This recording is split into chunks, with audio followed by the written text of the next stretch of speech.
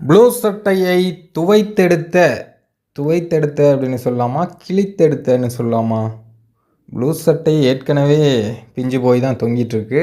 இருந்தாலும் நம்ம ஆதவன் மேலும் அதை கிழித்து தொங்க விட்டுருக்காரு. ஆதவன் சமீபத்தில் கூலி படத்துக்கு ஆதரவாக பேசியிருந்தார்.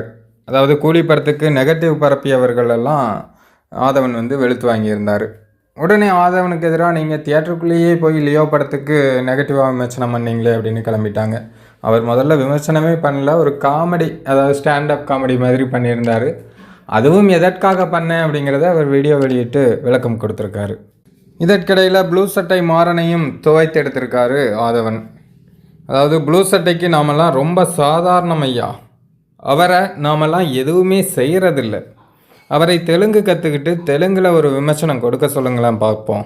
கொடுத்துட்டு எப்படி திரும்பி வர்றாருன்னு நானும் பார்த்துட்றேன்.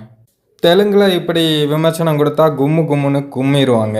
பாலையா பற்றி 2 வார்த்தை தப்பாக பேசுனா பிஞ்சிடும். ஏன்னா அவங்கெல்லாம் ஒவ்வொரு சினிமாவையும் மதிப்பாங்க. ஆதவன் இப்படி சொல்லி நம்ம ப்ளூ சட்டைக்கு சவால் விட்டுருக்காரு.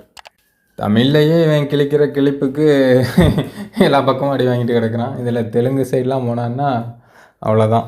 ஆதவன் கரெக்டாக தான் சொல்லியிருக்காரு.